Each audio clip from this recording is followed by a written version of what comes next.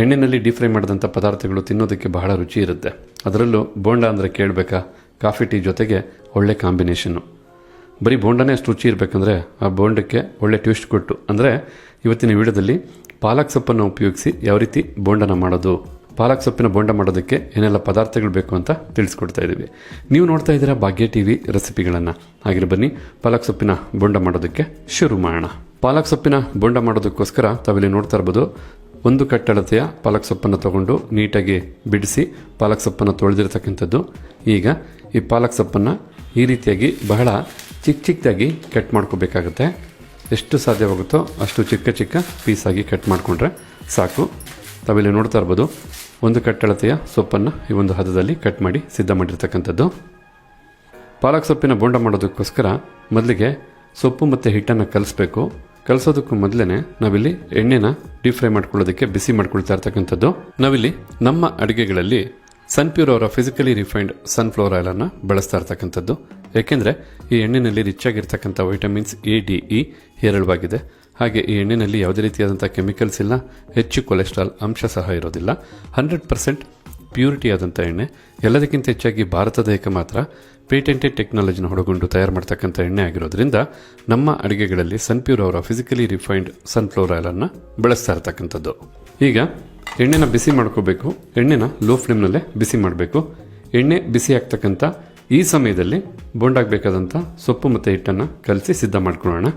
ಈ ರೀತಿ ಕಟ್ ಮಾಡಿದಂಥ ಪಾಲಕ್ ಸೊಪ್ಪೆಲ್ಲ ಒಂದು ಬಟ್ಲಿಗೆ ಹಾಕಿದ ನಂತರ ಸ್ವಲ್ಪ ಕೊತ್ತಂಬರಿ ಸೊಪ್ಪನ್ನು ಹಾಕಿ, ಕೊತ್ತಂಬರಿ ಸೊಪ್ಪಿನ ಜೊತೆಗೇ ಒಂದು ದಪ್ಪನಾದಂಥ ಈರುಳ್ಳಿನ ಎಷ್ಟು ಸಾಧ್ಯವಾಗುತ್ತೋ ಅಷ್ಟು ಚಿಕ್ಕದಾಗಿ ಕಟ್ ಮಾಡಿ ಬಳಸ್ತಾ ಇರ್ತಕ್ಕಂಥದ್ದು.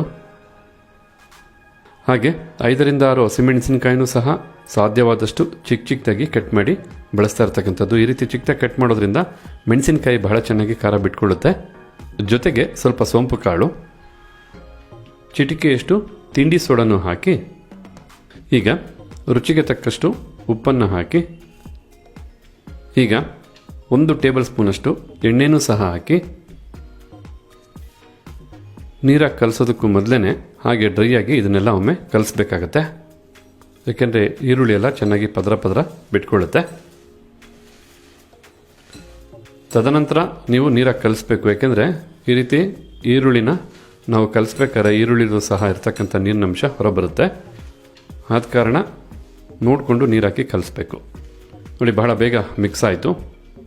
ಈ ರೀತಿ ಮಿಕ್ಸ್ ಮಾಡಿದ ನಂತರ ಈಗ ತಾವಿಲ್ಲಿ ನೋಡ್ತಾ ಇರ್ಬೋದು, 1 ಕಪ್ ಅಳತೆಯ ಕಡಲೆ ಹಿಟ್ಟನ್ನು ಬಳಸ್ತಾ ಇರ್ತಕ್ಕಂಥದ್ದು ಬೋಂಡ ಮಾಡೋದಕ್ಕೆ. ಹಾಗೆ 2 ಟೇಬಲ್ ಸ್ಪೂನಷ್ಟು ಅಕ್ಕಿ ಹಿಟ್ಟನ್ನು ಹಾಕಿ, ಈಗ ನೀರನ್ನು ಹಾಕಿ ಮಿಕ್ಸ್ ಮಾಡೋದಕ್ಕೂ ಮೊದಲೇ ಹಾಗೆ ಒಮ್ಮೆ ಮಿಕ್ಸ್ ಮಾಡ್ಕೋಬೇಕಾಗತ್ತೆ. ಕಡಲೆ ಹಿಟ್ಟು ಸೊಪ್ಪು ಎಲ್ಲ ಚೆನ್ನಾಗಿ ಬೆರಿಬೇಕು. ನೋಡಿ, ಈ ರೀತಿ ಚೆನ್ನಾಗಿ ಬೆರೆಸಿ ಮಿಕ್ಸ್ ಮಾಡಿದ ನಂತರ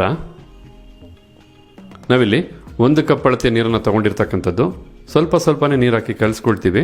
ಕಲಸಾದ ನಂತರ 1 ಕಪ್ ಅಳತೆನಲ್ಲಿ ಎಷ್ಟು ನೀರನ್ನು ಬಳಸಿದ್ದೀವಿ ಅಂತ ತಿಳಿಸ್ತೀವಿ. ನೋಡಿ, ಈಗ ಹಿಟ್ಟು ಒಂದು ಅದಕ್ಕೆ ಬರ್ತಾ ಇದೆ. ಈಗ ಮತ್ತಷ್ಟು ಸ್ವಲ್ಪ ನೀರನ್ನು ಹಾಕಿ ಕಲಿಸ್ತಾ ಇದ್ದೀವಿ. ಒಮ್ಮೆಲೆ ನೀರು ಹಾಕಿದ್ರೆ ತೆಳುವಾಗ್ಬಿಟ್ರೆ ಮತ್ತೆಲ್ಲ ಪದಾರ್ಥನೂ ಆ್ಯಡ್ ಮಾಡಬೇಕು. ಆದ ಕಾರಣ ಸ್ವಲ್ಪ ನೀರು ಹಾಕಿ ಕಲಿಸ್ಕೊಳ್ಳೋದು ಬಹಳ ಉತ್ತಮ. ನೋಡಿ, ಮೊದಲೇ ಹೇಳಿದಾಗೆ ಸೊಪ್ಪಲ್ಲೂ ಸಹ ನೀರಿನಂಶ ಇತ್ತು, ಈರುಳ್ಳಿಲೂ ಸಹ ನೀರಿನಂಶ ಇತ್ತು. 2 ಬಾರಿ ನಾವು ಸ್ವಲ್ಪ ನೀರನ್ನು ಹಾಕಿ ಬೋಂಡ ಮಾಡೋದಕ್ಕೆ ಹಿಟ್ಟು ಯಾವುದಕ್ಕೆ ಬೇಕೋ ಅದಕ್ಕೆ ಕಲಿಸ್ಕೊಂಡಿರ್ತಕ್ಕಂಥದ್ದು. 1 ಕಪ್ ಅಳತೆಯ ಹಿಟ್ಟು ಮತ್ತು ಈ ಪದಾರ್ಥ ಎಲ್ಲ ಕಳಿಸೋದಕ್ಕೆ ನಾವು ಬಳಸಿರ್ತಕ್ಕಂಥ ನೀರು 50 ml ನಷ್ಟು. ಬೋಂಡಾಗೆ ಬೇಕಾದಂಥ ಸೊಪ್ಪು ಮತ್ತು ಹಿಟ್ಟನ್ನು ಕಲಿಸಿದಂಥ ಹೊತ್ತಲ್ಲಿ ಲೋ ಫ್ಲೇಮ್ನಲ್ಲೇ ಎಣ್ಣೆ ಬಹಳ ಚೆನ್ನಾಗಿ ಬಿಸಿಯಾಗಿರ್ತಕ್ಕಂಥದ್ದು. ಈಗ ಕಲಿಸಿದಂಥ ಹಿಟ್ಟಿಂದ ಬೋಂಡಗಳನ್ನ ಸಿದ್ಧ ಮಾಡಿ ಡೀಪ್ ಫ್ರೈ ಮಾಡ್ಕೊಳ್ಳೋಣ. ಒಮ್ಮೆಗೆ ಬಾಣಲಿಗೆ ಎಷ್ಟಾಗುತ್ತೋ ಅಷ್ಟು ಬೋಂಡಗಳನ್ನ ಹಾಕ್ಕೋಬೇಕಾಗತ್ತೆ.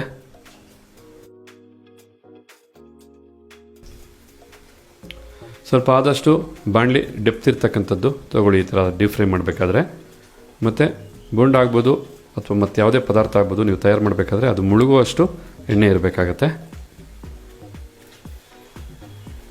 ನಾವಿಲ್ಲಿ ಒಮ್ಮೆಗೆ ಬಾಣಲಿಲಿ ಎಷ್ಟಾಗುತ್ತೋ ಅಷ್ಟು ಬೋಂಡಗಳನ್ನ ಹಾಕಿರ್ತಕ್ಕಂಥದ್ದು. ಚೆನ್ನಾಗಿ ಡೀಪ್ ಫ್ರೈ ಆಗಬೇಕು. ಏನು ಒಂದು ನೊರೆ ಕಾಣ್ತಾ ಇದೆ ಅದೆಲ್ಲ ಕಡಿಮೆ ಆಗಬೇಕು. ಅದೆಲ್ಲ ಕಡಿಮೆ ಆದಮೇಲೆ ಮತ್ತೊಂದು ಕಡೆಗೆ ತಿರುಗಿಸಿ ಡೀಪ್ ಫ್ರೈ ಮಾಡ್ಕೋಬೇಕು. ಎಣ್ಣೆ ಚೆನ್ನಾಗಿ ಬಿಸಿ ಆದಮೇಲೆ ಬೋಂಡಗಳನ್ನ ಡೀಪ್ ಫ್ರೈ ಮಾಡಬೇಕಾದ್ರೆ ಲೋ ಟು ಮೀಡಿಯಂ ಫ್ಲೇಮ್ನಲ್ಲಿ ಇಟ್ಕೊಂಡು ಡೀಪ್ ಫ್ರೈ ಮಾಡ್ಕೋಬೇಕಾಗತ್ತೆ. ಯಾಕೆಂದರೆ ಬಹಳ ಹೆಚ್ಚು ಊರಿನಲ್ಲಿ ನೀವು ಡೀಪ್ ಫ್ರೈ ಮಾಡಿಕೊಂಡ್ರೆ ಮೇಲೆ ಬಹಳ ಬೇಗ ಬೆಂದಂತೆ ಕಾಣುತ್ತೆ, ಒಳಗಡೆ ಹಸಿ ಹಸಿಯಾಗಿರುತ್ತೆ. ಆದ ಕಾರಣ ಸಾವಧಾನವಾಗಿ ನಿಧಾನಕ್ಕೆ ಬೋಂಡಗಳನ್ನ ಡೀಪ್ ಫ್ರೈ ಮಾಡ್ಕೋಬೇಕು. ಆ ರೀತಿ ಲೋ ಅಥವಾ ಮೀಡಿಯಂ ಫ್ಲೇಮ್ನಲ್ಲಿ ಬೋಂಡಗಳನ್ನ ಡೀಪ್ ಫ್ರೈ ಮಾಡೋದ್ರಿಂದ ಒಳಗಡೆ ಚೆನ್ನಾಗಿ ಬೆಂದು ತದನಂತರ ಮೇಲೆ ಬೇಯೋದಕ್ಕೆ ಹೆಲ್ಪ್ ಆಗುತ್ತೆ ಅಂತ. ಈಗ ಇಲ್ಲಿ ನೋಡ್ತಾ ಇರ್ಬೋದು, ಒಂದು ಕಡೆ ಬೋಂಡ ಚೆನ್ನಾಗಿ ಬೆಂದು ನೊರೆ ಕಡಿಮೆ ಆಗಿರ್ತಕ್ಕಂಥದ್ದು. ಈಗ ಮತ್ತೊಂದು ಕಡೆ ಬೋಂಡಗಳನ್ನ ತಿರುಗಿಸ್ಕೊಳ್ಳೋಣ.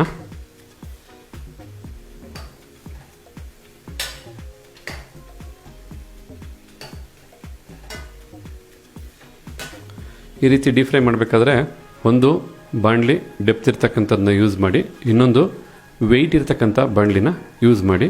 ಏಕೆಂದರೆ ಬೋಂಡಗಳನ್ನ ತಿರುಗಿಸ್ಬೇಕಾದ್ರೆ ಬಾಣಲಿ ಅಲುಗಾಡೋದಿಲ್ಲ ಅಂತ. ನೋಡಿ, ಮತ್ತೊಂದು ಕಡೆನೂ ಬೋಂಡಗಳು ಡೀಪ್ ಫ್ರೈ ಆಗಿದೆ, ಬಣ್ಣನೂ ಸಹ ತುಂಬ ಚೆನ್ನಾಗಿ ಮೂಡಿ ಬಂದಿದೆ, ಹಾಗೆ ನೊರೆನೂ ಸಹ ಕಡಿಮೆ ಆಗಿರ್ತಕ್ಕಂಥದ್ದು. ಈ ಸಮಯದಲ್ಲಿ ಎಣ್ಣೆಯಿಂದ ಬೋಂಡಗಳನ್ನ ಹೊರತೆಗೆಯೋಣ. ನೋಡಿ, ಎಣ್ಣೆಯಿಂದ ಹೊರತೆಗೆದಾದ ನಂತರ ಬೋಂಡಗಳು ಎಷ್ಟು ಚೆನ್ನಾಗಿ ಕಾಣ್ತಾ ಇದೆ. ಇದು ಬರೀ ಬೋಂಡ ಅಲ್ಲ, ಪಾಲಕ್ ಸೊಪ್ಪಿನ ಬೋಂಡ ಆಗಿರೋದ್ರಿಂದ ನೋಡೋದಕ್ಕೂ ಚೆನ್ನಾಗಿದೆ, ತಿನ್ನೋದಕ್ಕೂ ರುಚಿಯಾಗಿರುತ್ತೆ.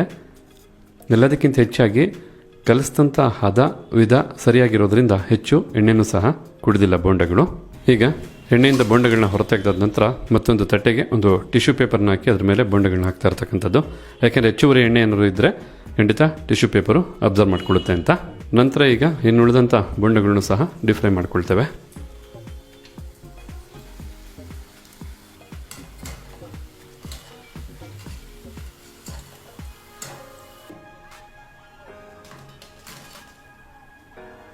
ನೋಡಿ, ಇಲ್ಲಿ ಬೋಂಡ ಎಷ್ಟು ಚೆನ್ನಾಗಿ ಡೀಪ್ ಫ್ರೈ ಆಗಿದೆ, ಹಾಗೆ ಮೇಲ್ಪದರ ಗರಿಗರಿಯಾಗಿದ್ದು ಒಳಗಡೆ ಅಷ್ಟೇ ಸಾಫ್ಟ್ ಇರ್ತಕ್ಕಂಥದ್ದು, ಚೆನ್ನಾಗಿ ಡೀಪ್ ಫ್ರೈ ಆಗಿರ್ತಕ್ಕಂಥದ್ದು.